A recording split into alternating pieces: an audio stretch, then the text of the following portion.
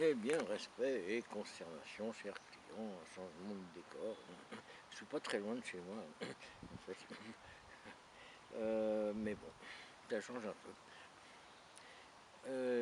Eh bien, ce que je vous propose aujourd'hui, c'est une expérience de sémantique générale appliquée, visant à démontrer que la signification des mots dépend en grande partie du contexte dans lequel on les emploie, ainsi que du ton employé. Alors, pour en avoir le cœur net, eh bien, je vous conseille de faire comme moi, de vous rendre dans un quartier plus ou moins favorisé. Il suffit de suivre les tags, hein, c'est assez simple. Vous prenez un individu au hasard, si possible tatoué, avec des signes extérieurs d'imbécilité quelconque, hein, piercing, pantalon de cuir, peu importe. Et vous entamez la conversation, puis vous essayez de placer des phrases comme celle-ci. Ah, toi, tu es un gros vernaculaire. Tu es un vrai psychologue, quoi. Je me demande si tu n'es pas un podologue. Hein. J'ai vu comment tu regardais les pieds plats. Hein. Voilà. Alors après, il suffit de compter les points. Pas les points INTS, non, les coups de poing que vous allez recevoir. Donc ça vous permettra d'établir une note sur 10 que ensuite vous allez affiner, hein, en tentant une deuxième expérience, si vous êtes encore vivant. Alors là, il faut vous rendre en centre-ville, aviser un taxi qui se traîne un peu, et puis vous klaxonnez, et, puis vous criez hé, avance, platonicien.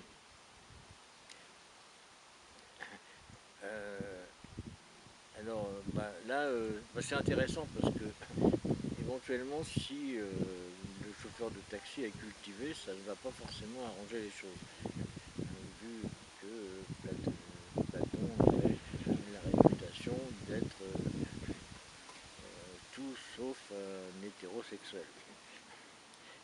Mais bon, a priori, à part pour Michel Onfray, platonicien, normalement, ça n'est pas une insulte et pourtant, vous allez vous prendre plusieurs coups de poing dans la figure. Alors, c'est intéressant de se demander s'il n'y a pas une déclinaison graphique de ces quiproquos. Alors, nouvelle expérience que je vous suggère de faire, bon, c'est un peu onéreux parce qu'il faut faire une plaque. Vous faites réaliser une belle plaque de marbre noir avec des lettres dorées où vous demanderez au spécialiste de graver Docteur Mengele, psychopathe pédophile, ancien interné de l'hôpital Saint-Arnaud.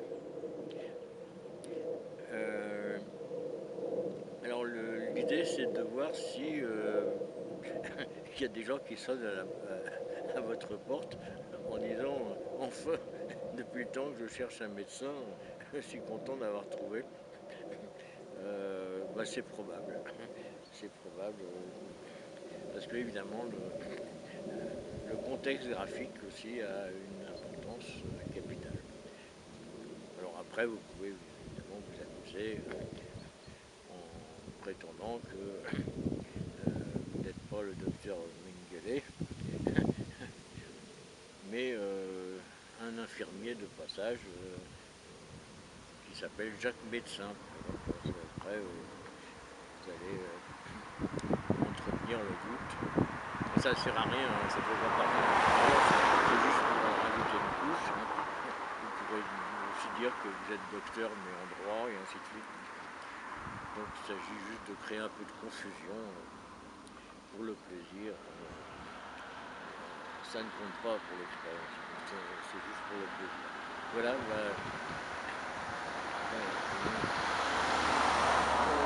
Sur ce, je vous dis du loup parce que je vais aller manger mon steak haché. Donc du lieu.